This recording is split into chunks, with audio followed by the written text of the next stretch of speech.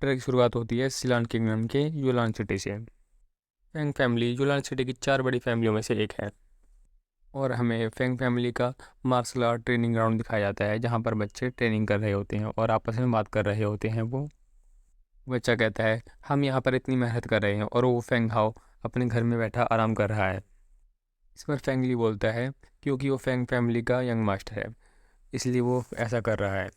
मगर इससे कोई फ़र्क नहीं पड़ता कि वो जितनी मर्जी अच्छी दवाइयाँ खा ले या फिर कितनी भी अच्छी ट्रेनिंग कर ले, वो हमारा कोई मुकाबला नहीं कर सकता।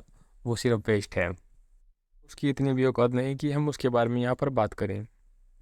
इस पर बाकी बच्चे तारीफ़ करते हुए उसकी बोलते हैं कि तुम फैंग फैमिली के जीनियस हो और तुम पर ही फैंग फैमिली की सारी उम्मीदें टिकी हुई हैं और फैमिली भी तुम्हारे ऊपर ही ध्यान रख रही हैं, क्योंकि तुम टॉप जीनियसों में से एक हो।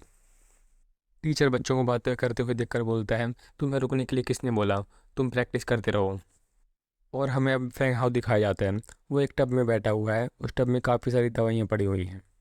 बाहर बच्चे जिसके बारे में बात कर रहे हैं वो यही है फैंग हाउ, जिसे वो वेस्ट कर रहे हैं, क्योंकि इसे हर तरह की सुविधा मिल रही है, हर तरह की एक्सीलेंट दवाइयाँ मिल रही हैं, मगर इस पर उनका कोई असर नहीं हो रहा। ये कोई भी प्रोग्रेस नहीं दिखा रहा है। उनको ये नहीं पता कि ये इन चीज़ों का उसके ऊपर कोई असर नहीं हो रहा उसकी बॉडी पर।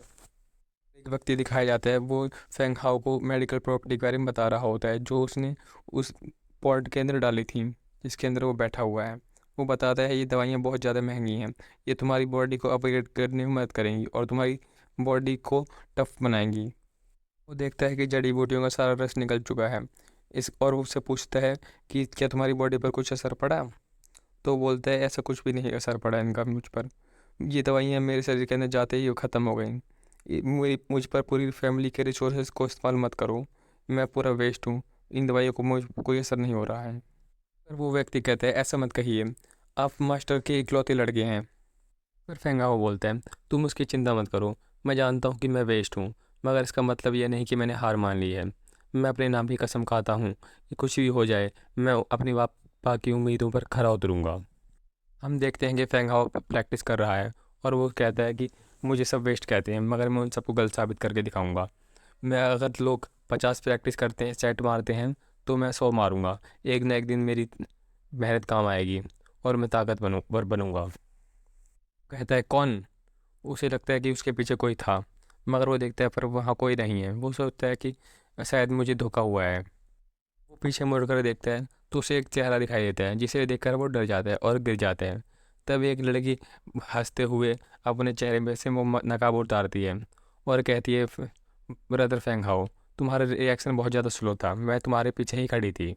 अनसिन, तो ये तुम हो। बस 2 सालों में तुम्हारी ताकत मुझसे ज़्यादा हो गई है और मुझ में कोई भी इम्प्रूवमेंट नहीं आया है। इस पर वांगसिन बोलती है, ऐसा मत कहो, मैं मुझे तुम पर विश्वास है। मैं अपनी रियलिटी को समझता हूँ, इसीलिए मैं लोगों से ज़्यादा हार्ड वर्क करता हूँ।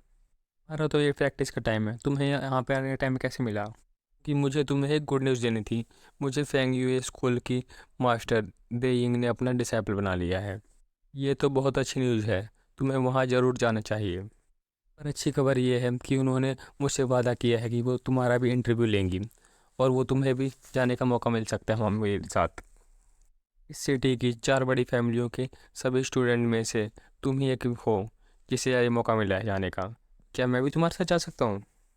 जब ये ज़ोर से आवाज़ आती है कि 93 कंटिनेंट में सिर्फ ताकतवर लोगों की ही चलती है और फेंग यू स्कूल कोई ऐसा नहीं कि जो उसमें कोई भी आगे एडमिशन ले ले। फेंग यू स्कूल तियानवे कंटिनेंट का सबसे बेस्ट स्कूल है।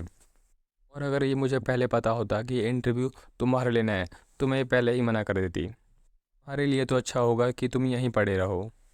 इस पर वांगसी बोलती है, मास्टर ऐसा मत कहो, ये बस टेम्परेरी है, इनको एक बार चांस देकर तो देखो, ये बहुत अच्छा करके दिखाएगा। सी, तुम चुप हो जाओ, तुम्हें कुछ बोलने की ज़रूरत नहीं। मैं मार्शल आर्ट स्कूल में अपनी ताकत से जाऊंगा और ऐसे लोग जिनमें खुद टैलेंट की कमी है, वो मेरे इंटरव्यू लेने के काबिल नहीं हैं और ना ही मेरे टीचर बनने के काबिल हैं। इस पर दी यंग बोलती है, तुम्हारी हिम्मत कैसे हुई मेरी बेइज्जती करने की? मुझे लगता है जब तक तुम मार नहीं खाओगे, तुम्हें पता नहीं चलेगा तुम कितने कमज़ोर हो। उसका किलिंग इंटेंट इतना ज़्यादा होता है कि फेंग हाओ को लगता है वो उसको मारने वाली है और जब वो फिर उसके बाद उस पर हमला कर देती है।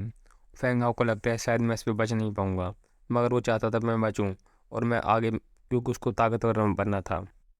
टेंग सी देखती है कि फेंग हाओ पर उसके हमले का कोई असर नहीं हुआ और वो उसकी एनर्जी को सोख रहा है, और वो पूरी कोशिश करती है उससे दूर होने की, मगर वो उससे दूर नहीं हो पाती। इस पर देंग सी बोलती है कि छोड़ दो मुझे, वरना अगर तुम ज़्यादा एनर्जी सोखोगे तो तुम्हारी बॉडी झेल नहीं पाएगी और तुम मर जाओगे। अगर वो उसको नहीं छोड़ता, फेंग हाओ लगातार उसकी एनर्जी को सोखता रहता है, और वो डर जाती है कि अगर ये लगातार इसी तरह से मेरी एनर्जी को सोखता रहेगा तो मैं मर जाऊंगी। और वो जैसे ही देखती है कि उसका कंट्रोल थोड़ा सा ढीला हुआ, तभी वो उस पर हमला करके अपने आप को उसे छुड़ा लेती है और सोचती है अगर ये अपने आप से बाहर नहीं हुआ होता तो मुझे मौका नहीं मिल पाता है उससे छुड़ाने का, और पता नहीं मेरे साथ क्या होता।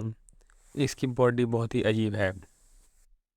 जैसे ही फेंग हाओ उससे दूर होकर अलग गिरता है, वांगशी पूछती है मास्टर कहीं आपने इसको मार तो नहीं दिया। इस पर उसका मास्टर बोलती है ये इतनी जल्दी नहीं मरेगा, अगर तुम्हें मेरा स्टूडेंट बनना है तो फ्यूचर में इससे दूर ही रहना। फेंग हाओ सोचता है कि मेरा शरीर इतना भारी क्यों हो गया है और मैं कहाँ पर हूँ, क्या मैं मर गया हूँ। ऐसा लगता है जैसे मेरे शरीर से कुछ बाहर निकल रहा है और मैं फटने वाला हूँ। और हम देखते हैं कि उसके शरीर से कुछ बाहर निकला है और वो कहता है सैकड़ों साल हो गए मुझे, सैकड़ों साल, आखिरकार मैं बाहर निकल ही गया। फेंग हाओ कहता है कौन हो तुम, मेरे शरीर के अंदर तुम क्या कर रहे हो, क्या तुम ही बचपन से मेरी की खा रहे हो।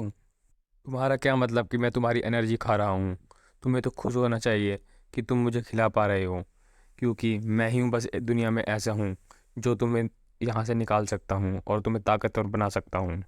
ताकतवर बना सकते हो, मेरी लाइफ चेंज कर सकते हो।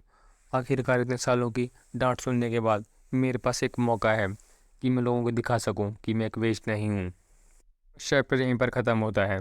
Thank you for listening till the end.